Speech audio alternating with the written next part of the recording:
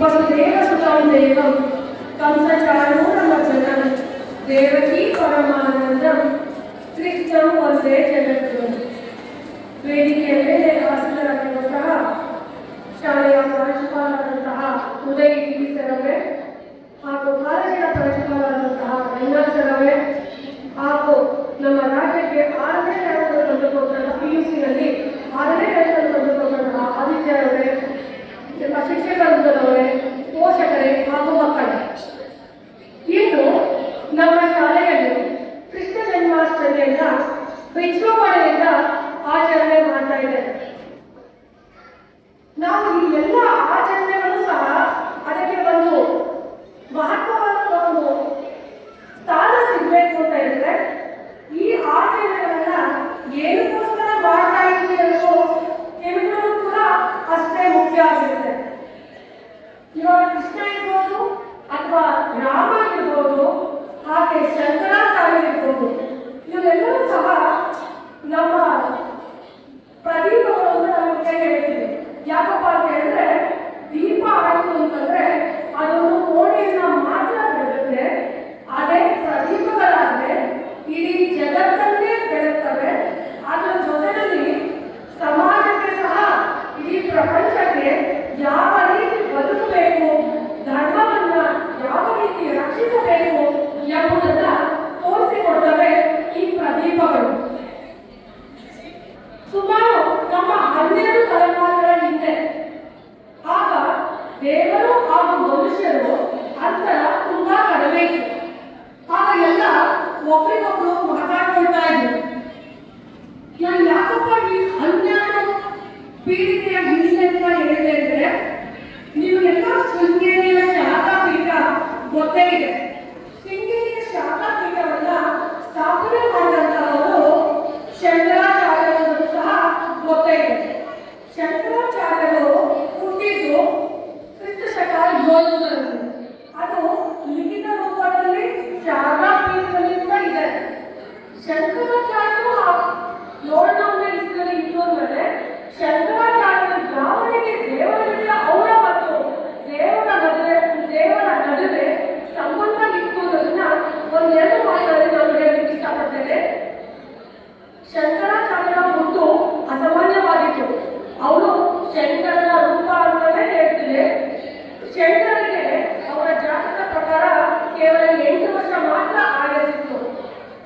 ಆಗ 8 ವರ್ಷ ಆದ ನಂತರ ಅವರು ಸನ್ಯಾಸತ್ವ ಸ್ವೀಕಾರ ಮಾಡಿದರೆ ಅವರ ಆಯಸ್ಸು 16 ವರ್ಷಕ್ಕೆ ಹೋಗುತ್ತೆ ಎನ್ನುವ ಪ್ರತೀತಿ ಇತ್ತು. ಆಗ 8 ವರ್ಷಕ್ಕಿಂತ ಮೊದಲು ಏನಾಗುತ್ತೆ, ಒಮ್ಮೆ ಅವ್ರ ತಾಯಿ ನೀರು ಕಟ್ಟಲಿಕ್ಕೆ ಹೋದಾಗ ಕಾಲು ಜಾರಿ ಬಿಟ್ಟು ಸ್ವಲ್ಪ ಬೆಟ್ಟಾಗುತ್ತೆ. ಆಗ ಪಕ್ಕದವರೆಲ್ಲ ಕರ್ಕೊಂಡು ಬರ್ತಾರೆ. ಆಗ ಶಂಕರ ಕೇಳ್ತಾರೆ, ಏನಾಯ್ತು ನಮ್ಮ ಅಮ್ಮನಿಗೆ ಅಂತ ಕೇಳಿದಾಗ ನಿಮ್ಮ ಅಮ್ಮನಿಗೆ ಕಾಲು ಜಾರಿ ಬಿಟ್ಬಿಟ್ಟು ಅವ್ರಿಗೆ ಸ್ವಲ್ಪ ಬೆಟ್ಟಾಯ್ತು ಅಂತ ಹೇಳ್ತಾರೆ. ಆಗ ಶಂಕರಾಚಾರ್ಯರು ಆ ಗಂಡನ ಕುರಿತು ಹೇಳ್ತಾರೆ, ಗಂಗಾ ಮಾತೆ, ನೀನು ಭಗೀರಥನಿಗೋಸ್ಕರ ಆಕಾಶದಿಂದ ನೀನು ಭೂಮಿಗೆ ಇಳಿದು ಬಂದಿದೆಯಾ? ನಮ್ಮ ತಾಯಿಗೆ ತೊಂದರೆ ಆಗ್ತಾ ಇದೆ, ಅದು ವಯಸ್ಸಾಗಿದೆ, ದಯಮಾಡಿ ನೀನು ನಮ್ಮ ಮನೆ ಇದ್ದರೆ ತನಕ ಹರಿದು ಬರಬಲ್ಲಿ ಅಂತ ಹೇಳ್ಬಿಟ್ಟು ಕೇಳ್ಕೊಳ್ತಾರೆ. ಅವರ ಪ್ರಾರ್ಥನೆ ಹೇಗಿತ್ತು ಅಂತ ಹೇಳಿದ್ರೆ, ಅವರು ಈ ರಾತ್ರಿ ಜೋರಾಗಿ ಮಳೆ ಆಗುತ್ತೆ, ಪ್ರವಾಹವನ್ನು ಏನು ಇರ್ಬೋದೇನೋ, ಆದರೆ ಬೆಳಗ್ಗೆ ಎದ್ದು ಹೋದ್ರೆ ಅವ್ರ ಮನೆ ಇದ್ದರೆ ತನಕ ನದಿ ನೀರು ಹೊರಗೆ ಹೋಗ್ತಾ ಇರುತ್ತೆ. ಆಗ ಊರಿನ ಜನ ಮಾತಾಡ್ತಾರೆ, ಆಹಾ ಶಂಕರ ಶ್ರೇಷ್ಠ ಶಂಕರ ಗಂಗೆಯನ್ನೇ ಮನೆಯ ಬಾವಿಗೆ ಕರೆದುಕೊಂಡು ಬಂದ ಅಂತ ಹೇಳ್ತಾರೆ. ಅದಾದ ನಂತರ 8ನೇ ವರ್ಷದಲ್ಲಿ ಅವ್ರಿಗೆ ಸನ್ಯಾಸತ್ವ ಸ್ವೀಕಾರ ಮಾಡಿದ ಮೇಲೆ ಮತ್ತೆ 8 ವರ್ಷ ಹೆಚ್ಚಿಗೆ ಆಗುತ್ತೆ ಹೇಳಿದ್ದು. ಆಗ ಅವರು ಒಳ್ಳೆ ನದಿಯಲ್ಲಿ ಅವರಮ್ಮ ಮಠದಲ್ಲಿ ಎದುರಲ್ಲಿ ಹೋದಂತಹ ಸಂದರ್ಭದಲ್ಲಿ ಒಂದು ಮೊಸಳೆ ಬಂದು ಅವ್ರ ಕಾಲನ್ನ ಇಟ್ಕೊಂಡ್ಬಿಡುತ್ತೆ. ಅವರಮ್ಮ ಅಲ್ಲಿ ತನಕ ಸನ್ಯಾಸ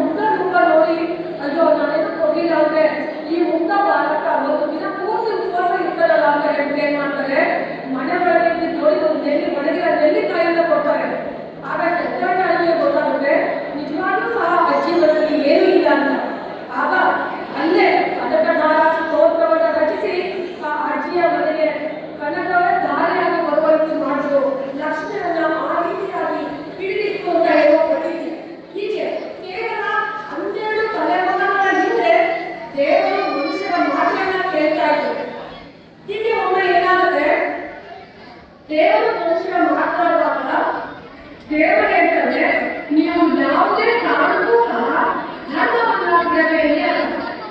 ಆ ಮನುಷ್ಯ ಹೇಳ್ತಾರೆ, ನೀವೇನೋ ದೇವರುಗಳು ಸುಲಭವಾಗಿ ಹೇಳ್ತೀರಾ ಧರ್ಮವನ್ನ ಬಿಡಬೇಡಿ ಅಂತ. ಆದ್ರೆ ಧರ್ಮವನ್ನ ರಕ್ಷಿಸುವುದು ಎಷ್ಟು ಕಷ್ಟ ಗೊತ್ತಾ ನಿಮಗೆ? ಯಾಕೆಂದ್ರೆ ಮನುಷ್ಯರಾಗಿ ನಾವು ಅನೇಕ ಕಷ್ಟಗಳನ್ನ ಎದುರಿಸಬೇಕಾಗುತ್ತೆ ಅಂತ ಹೇಳ್ತಾರೆ.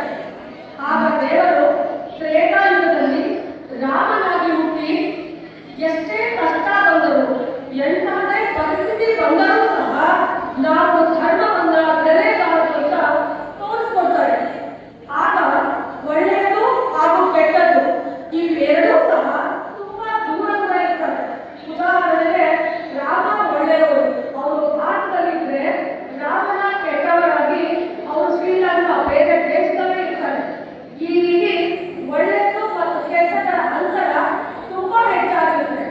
ಅದಾದ ನಂತರ ತ್ರೇತಾಯುಗದಲ್ಲಿ ವಿಷ್ಣು ಶ್ರೀ ಕೃಷ್ಣನಾಗಿ ಜನ್ಮ ತಾಳಿ ಅವ್ರು ಏನ್ ಹೇಳ್ಕೊಡ್ತಾರಪ್ಪ ಅಂತಂದ್ರೆ, ಏನಾದ್ರೂ ಮಾಡಿಯಾದರೂ ಸರಿ ಧರ್ಮವನ್ನ ಬಿಡಬಾರದು ಅಂತ ಹೇಳ್ಕೊಡ್ತಾರೆ. ಅವರ ಎಷ್ಟೋ ಚದುರೆಗಳನ್ನು ನಾವು ನೋಡ್ತಾ ಹೋಗ್ತೀವಿ ಮಹಾಭಾರತದಲ್ಲಿ.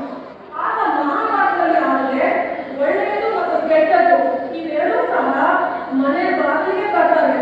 ಅಂದ್ರೆ ಮಹಾಭಾರತದಲ್ಲಿ ಕುಂತಿಪುತ್ರರು ಹಾಗೂ ದುರ್ಯೋಧನ ಇವನ್ನೆಲ್ಲ ನೋಡಿದ್ರೆ ಅಣ್ಣ ತಮ್ಮಂದಿರಾಗಿ ಅವರಿಬ್ಬರೂ ಸಹ ಒಂದೇ ಮನೆ ತನಕ ಬಂದು ಹೋಗುತ್ತೆ, ಒಳ್ಳೆಯದು ಮತ್ತು ಕೆಟ್ಟದ್ದು.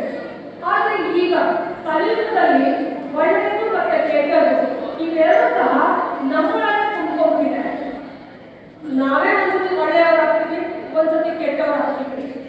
ರಜೋಗುಣ, ತಮಸ್ಗುಣ ಇವೆಲ್ಲವೂ ಸಹ ನಮ್ಮೊಳಗೆ ಸೇರ್ಕೊಂಡಿದೆ.